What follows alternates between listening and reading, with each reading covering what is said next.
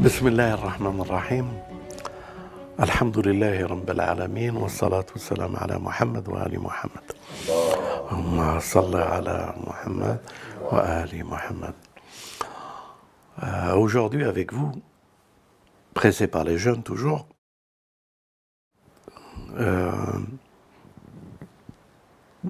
l'interrogation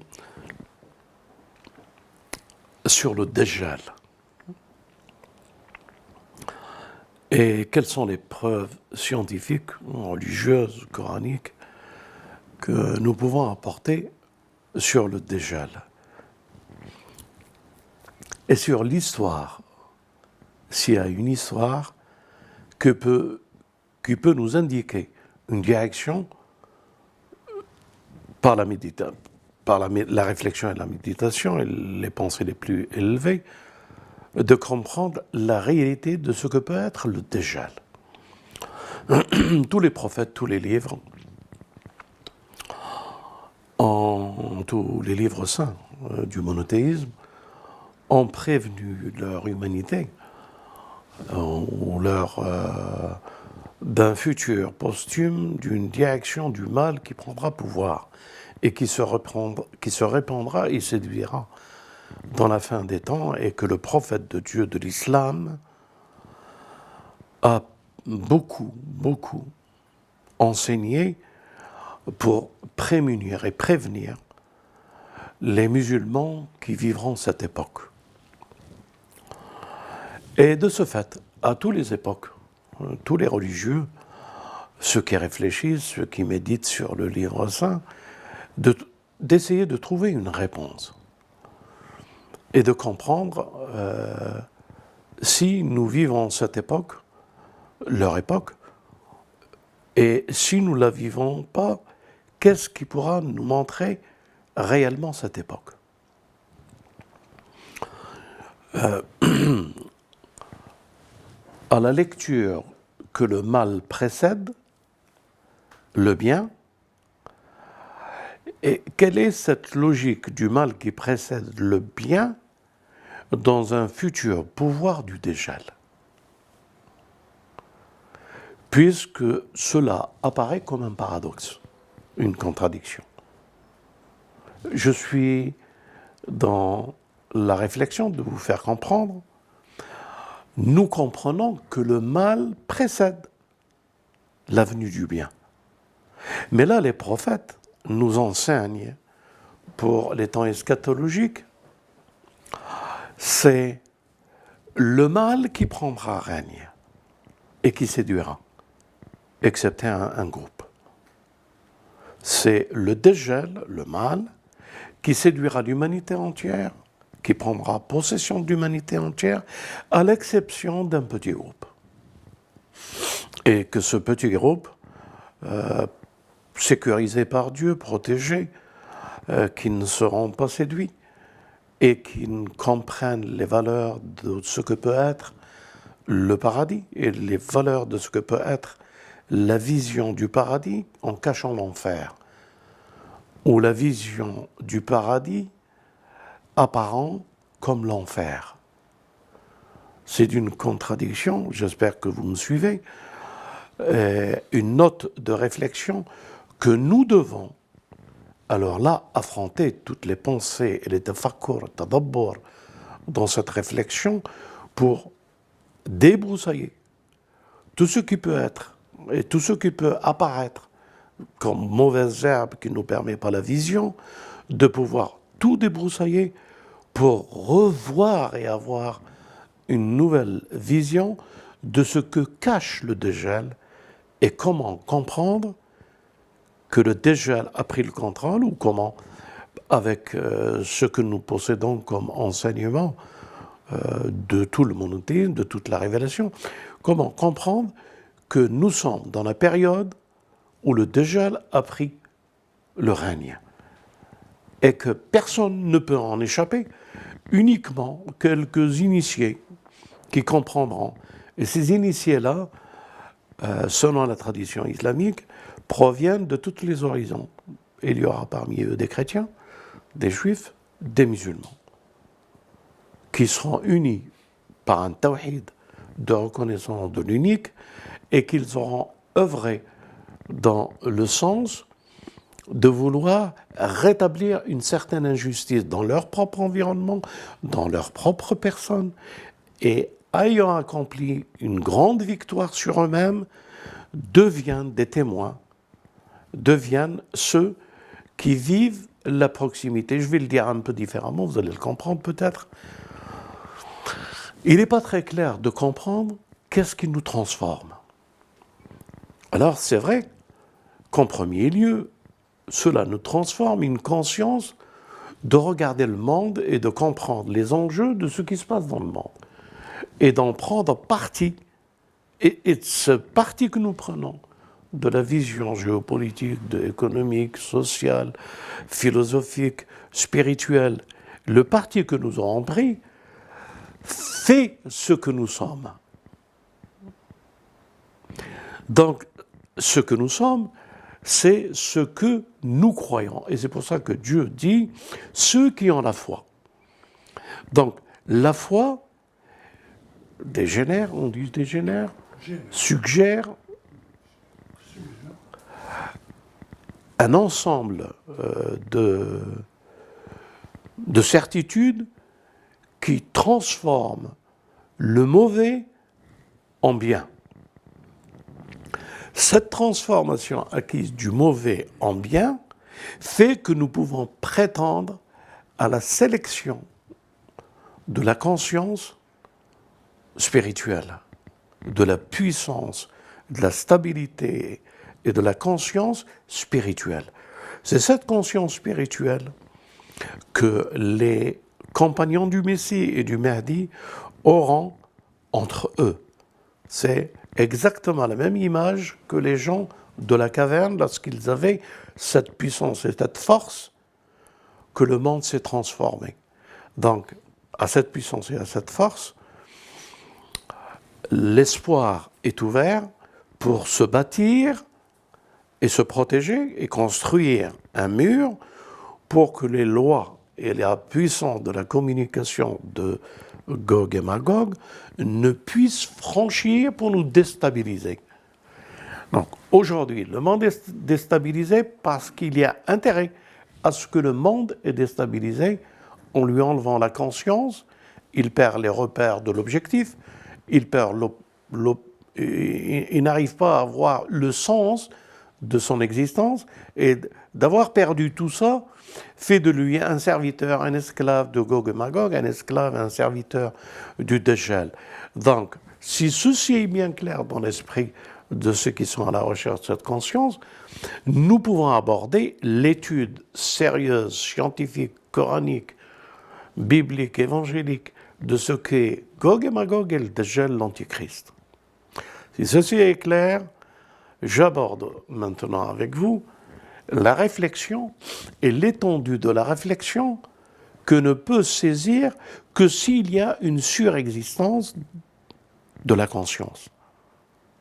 Surexistence de la conscience. Et nous sommes appelés à surexister avec cette conscience. Et cette surexistence de la conscience qui permet à tous les chercheurs, à tous ceux... Pourquoi Dieu dit, lorsque vous lisez, vous avez les signes devant vous, ce livre, il est pour les gens qui font at-tadabbur, la recherche. Pourquoi le livre n'est pas clair? Le livre, tout est abordé dans le livre. Il n'a rien omis du livre. Ça, c'est les versets qui le disent. Donc, si tout est abordé, tout est clair. Si tout est abordé, tout est clair pour ceux que Dieu veut et qui leur donne la vision de la conscience, du tadabbur, du tafakkur. Tadabbur, c'est des recherches. Tafakkur, c'est la réflexion. Et un autre terme employé, le troisième, l'ul albab. Et l'ul albab, c'est la conscience de la surexistence. Donc ce livre est la conscience de la surexistence et que ces versets ne peuvent être compris et abordés que pour ceux qui sont doués de sens et d'intelligence. Et toutes les réflexions de toutes les époques, tous les religieux ont toujours essayé de classifier le Coran en charia pour qu'ils puissent construire la société, en unicité de Dieu pour avoir la surexistence de l'esprit de l'unique, l'esprit que Dieu a fait, mais qui vient de l'unique, chez nous, et que cette conscience amplifiée donne une certaine résonance pour que les signes qui apparaissent dans les fleuves et les mers de la science que nous allons pouvoir ouvrir ensemble font découvrir à ceux qui sont doués de sens et d'intelligence. Si ceci est bien clair, qu'en préambule, je dis Bismillah ar-Rahman ar-Rahim et nous allons faire cette lecture de comprendre jusqu'où ils sont arrivés, nos scientifiques, et jusqu'où nous pouvons reprendre et repartir dans cette conscience surexistence de la vision des signes pour détecter le Dajjal, Gog et Magog. Avant d'entamer ou prendre une direction et un angle de réflexion sur certains signes de Dieu, certains versets, qui a raffermi les savants et les scientifiques de pouvoir croire, et que c'est une confirmation pour eux, que le Dajjal est cité dans le Coran, et de ce fait, il lui donne un nom. Mais c'est une situation qui se trouve, de leur réflexion, qui se trouve dans le Coran, Surat Taha. Et de cette sourate, il existe l'histoire de Moïse et de son frère Haroun. Et d'un troisième personnage, le Samiri. Et bien sûr, d'une collectivité, les enfants d'Israël. Donc, la révélation nous dit que Moïse a pris un rendez-vous avec Dieu durant la quarantaine. Et que les enfants d'Israël, c'était une trentaine au préalable, et puis Dieu a ajouté 10 jours. Et que les enfants d'Israël n'ont pas su attendre, n'ont pas été patients d'attendre le retour de Moïse, et le Samari leur a fait un veau d'or, et qu'ils se sont donnés à l'idolâtrie la plus stupéfiante et surprenante de comprendre et de constater comment peut-on, en si peu de temps, 30 jours, après avoir traversé la mer, et après avoir subi ce qu'ils ont subi avec Pharaon, vu la révélation et les signes, les 9 signes que Dieu leur a montrés, aux enfants d'Israël et à Pharaon, comment qu'ils ont pu tomber dans un piège d'idolâtrie la plus flagrante. Et qu'est-ce que cette histoire? Elle a de répercussions sur le futur et les temps eschatologiques. Si elle l'a, et si de cette histoire, la supposition de nos savants que le Dajjal est déjà présent. Donc, de ce fait, nous allons prendre cette histoire pour que vous puissiez la comprendre, et si Dieu veut, vous verrez, ça va être un choc pour vous de constater, de comprendre, peut-être pour la première fois, une réalité que seule une telle poussée de conscience sur existence peut le donner. Que Dieu nous assiste, nous protège et nous permet d'en témoigner. Donc cette histoire, elle est, je disais tout à l'heure, Moïse auprès de Dieu, les enfants d'Israël en train d'adorer le veau d'or avec le Samiri. Moïse, lorsqu'il descend, il jette les tables et il prend brutalement son frère pour lui dire « Comment tu as pu laisser faire les enfants d'Israël d'adorer un autre Dieu que le Dieu que nous adorons ?» Et il l'a tenu par sa tunique, il l'a tiré vers lui, il l'a tenu par la barbe, il l'a tenu par les cheveux, il l'a bousculé, il s'est énervé sur lui, et c'est tout à fait compréhensible, le prophète d'un prophète. Mais pourquoi Dieu nous raconte-t-il ceci? Qu'est-ce qu'il y avait dans l'adoration du veau d'or? Un point de non-retour d'une conscience perdue et d'une élite que Dieu voulait préparer, et que Moïse, devant son frère, n'était qu'énervé et il le bousculait. Ce qui est stupéfiant, mes frères et mes sœurs, c'est qu'une fois qu'il a bousculé son frère violemment, il s'est tourné vers le Samarie et il lui a parlé avec sagesse et calme. Comment ça se fait que, avec celui qui a fait le veau d'or, il prend un langage de sagesse et de questionnement, et comment ça se fait? Comment se fait-il qu'avec son frère, un langage de dureté? Avec un prophète, un langage de dureté. Avec celui qui fait le veau d'or, un langage de sagesse. C'est une première interrogation que je vous invite à méditer et à réfléchir. Que savait-il dans la prophétie Moïse qu'une telle image de ce que peut faire le Samarie, ou une telle réalité que peut donner le Samarie en faisant ce qu'il a fait, le veau d'or, on a l'impression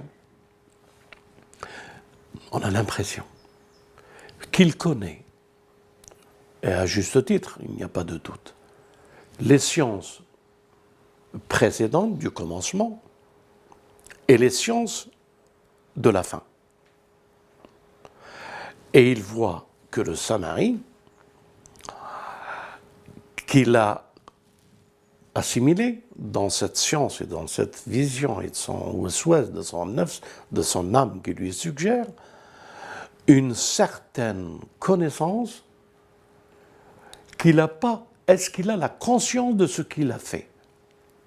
Ou est-ce qu'il l'a fait d'une manière à faire, pour faire, mais qu'il n'a aucune conscience que c'est un plan établi du commencement qui va se rétablir à la fin, et que de la fin, il y aura un monde de robots, un monde de statues vénérés, un monde de l'intelligence artificielle vénérée.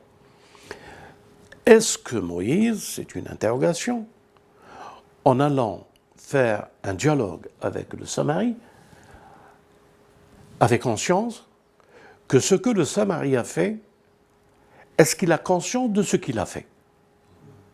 Puisque le plan, c'est ça. Est-ce qu'il a conscience de ce plan? Et un dialogue a pu s'établir entre Moïse et le Samarie. Et c'est de ce dialogue que nous allons faire la réflexion. Pourriez-vous nous le dire, ce dialogue? Est-ce que vous avez le... Bismillah ar-Rahman ar-Rahim. Alors c'est donc la sourate Taha. Le dialogue commence au verset 95. Alors Moïse dit: quel a été ton dessein, ô Samiri? Ça, c'est la traduction en français. Qala fama khatbuka ya Samiri. Donc, en traduction en français, puis après je vais revenir Voilà. à là. Alors en français, ils traduisent par quel a été ton dessein, ton objectif. Voilà, ton dessein. Alors qu'en arabe, on parle de... C'est clair, hein, ce que je vous ai dit, avec quel est ton dessein? Dans quel but tu fais ça? Est-ce que tu as compris que c'est... vous comprenez? Hein. Donc, fama khatbuka. Donc, khatbuka, c'est quelqu'un qui prend la parole et qu'il parle. Quelqu'un, khatbuka, c'est la parole qui fait. Khotba, quelle est khotbatek? Là, on doit lui demander pourquoi tu as fait ce veau d'or. Mais ce veau d'or est remplacé par khotbatek. Donc, qu'est-ce que tu voulais communiquer par ce veau d'or que tu as fait? Quelle est ta parole dans ce veau d'or? Hein? C'est pas une action, c'est Communication, la traduction, elle est bonne si elle est éclairée.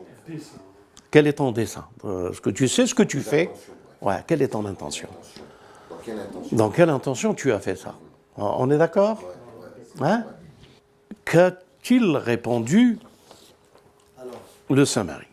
Au verset 96, donc le verset suivant, le Samari répond, il dit, j'ai vu ce qu'ils n'ont pas vu. J'ai donc pris une poignée de la trace de l'envoyé, puis je l'ai lancée. Voilà ce que mon âme m'a suggéré. Tu l'as lu en français, hein? Ouais, je l'ai lu en français.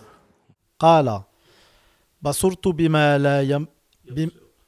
لا يبصر به فقبضت قبضة من أثر الرسول فنبذتها وكذلك سولت لي نفسي.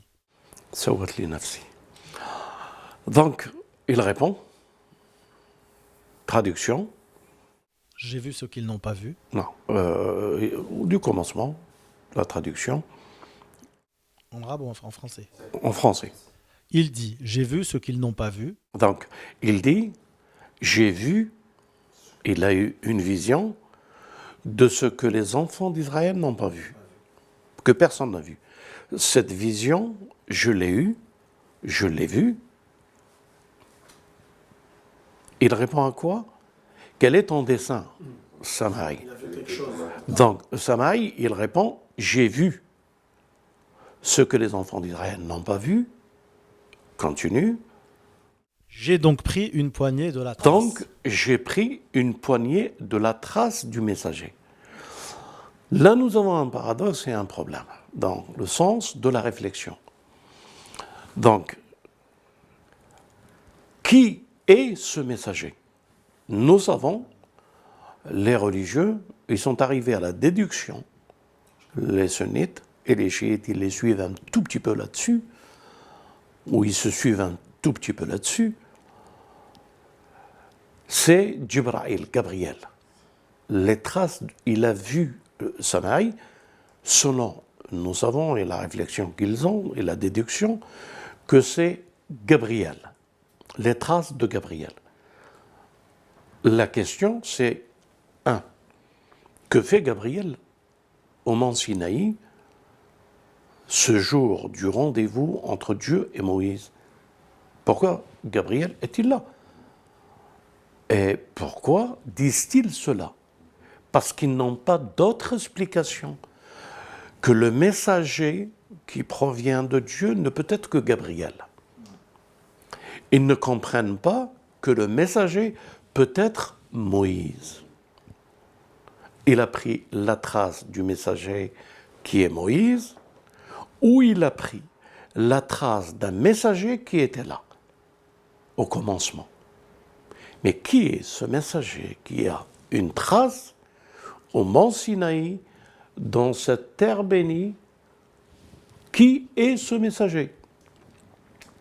À la Mecque, lorsque les pèlerins vont au pèlerinage à la Mecque, il y a une structure en métallique, en or, qui protège une trace d'un pied et qu'ils disent c'est la trace du messager Ibrahim alayhi salam. Qui était là, à la base de la construction de la Mecque. Et c'est lui qui a mis avec Ismaël la pierre pour le parcours rituel du pèlerinage. Là, nous sommes au Sinaï. Et qui est ce messager qui est là, que seul le Samari a vu, que personne n'a vu, cette trace, et comment qu'il peut voir cette trace? Et de qui est cette trace? Deux choses l'une. Ou la trace, elle est fraîche, et qu'il a vu Moïse, et qu'il a vu Moïse monter au mont Sinaï à la rencontre de Dieu, et qu'il a pris la trace de Moïse, et qu'il l'a jetée sur le veau d'or, parce que le verset dit, quand il a jeté de la trace de cette terre sur le veau d'or, que le veau d'or mûrissait. C'est-à-dire, comment on dit, le robot construit en métal mûrissait, parlait. sa langue, commencer à parler. Qu'est-ce que c'est que cette situation qui nous montre le passé,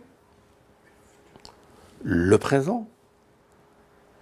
Est-ce que le Samari en est-il conscient qu'il est le dégel du commencement, le dégel, comme le disent les savants, de ce phénomène que nous attendons dans l'eschatologie, du dégel, et que lui, le Samari, est le dégel. Et pourquoi il pense là? Donc, la première interrogation, la trace de qui? Trace de Moïse, ça paraît être un peu plus logique. Qu'il a vu Moïse et il a suivi sa trace. Lui, Moïse, en partant, il cherchait pour vivifier la nation. Il a pris de sa trace, lui, pour faire le contraire de ce qu'il allait faire. Et que sa trace pouvait faire le bien, comme lui, il pouvait faire ce que son âme lui suggérait, le détournement de la communauté des Banu Israël, parce qu'il ne méritait pas ce message. La preuve, quand il est revenu, il a jeté à la table de la loi. Qu'est-ce qui se passe dans la tête du Samari? Quelle est la trace qu'il a prise? L'interrogation. Et qu'est-ce qu'il va lui dire? Donc le Samari répond. Qu'est-ce qu'il dit? J'ai vu ce qu'ils n'ont pas vu, j'ai donc pris une poignée de la trace de l'envoyé, puis je l'ai lancé. Du messager, puis je l'ai lancé. Voilà ce que mon âme m'a suggéré. Voilà ce que mon âme m'a suggéré. Donc, son âme lui a suggéré que la trace vivifiée, parce que la vie provenait, la création, la vie de cet endroit sacré saint où Moïse devait enlever ses souliers parce qu'il est sur une vallée Tawa sainte, sacré saint, elle donne la vie. Elle donne, Balad al-Amin, elle donne la créature, l'homme.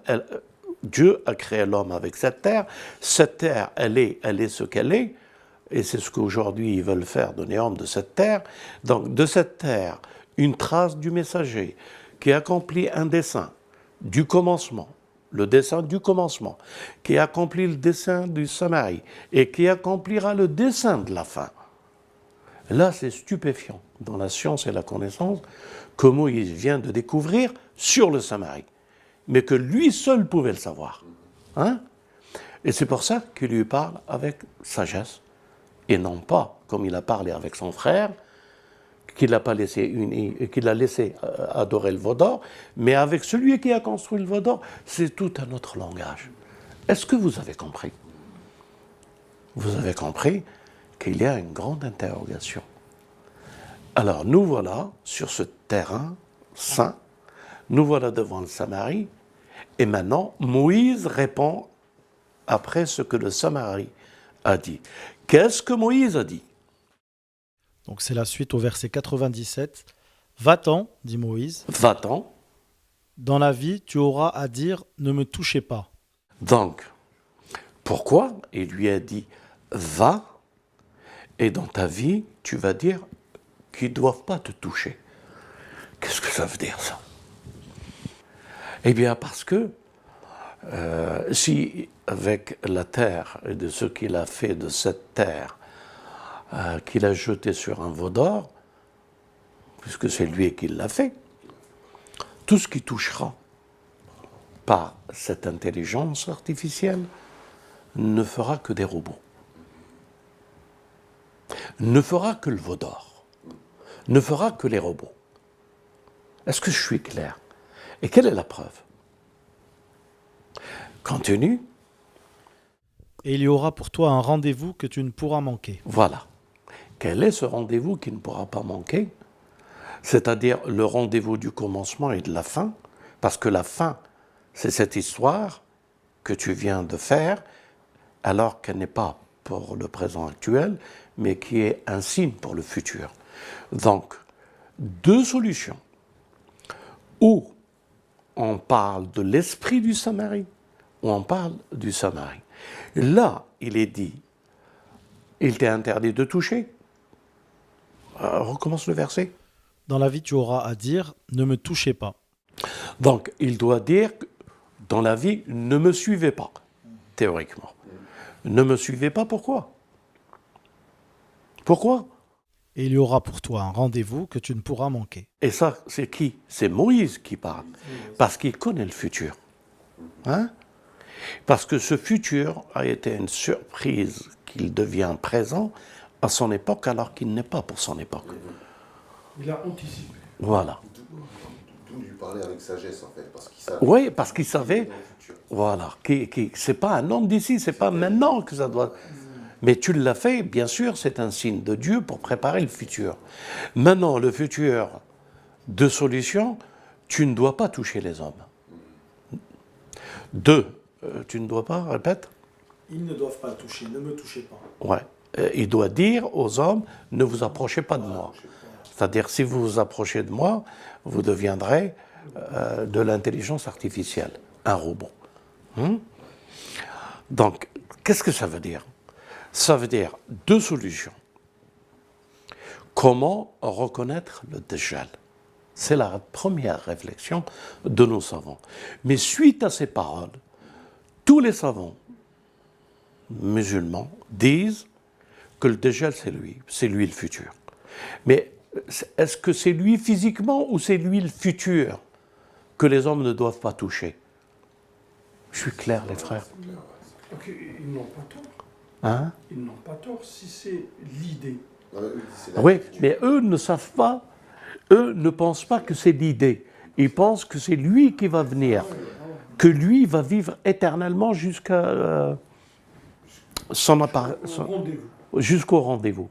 Eux pensent que le Dajjal, c'est lui, et Dieu, enfin, avec ce qu'a dit Moïse, va le laisser sur cette terre, il dit ne me touchez pas, jusqu'au rendez-vous du Dajjal, qu'il séduira tous.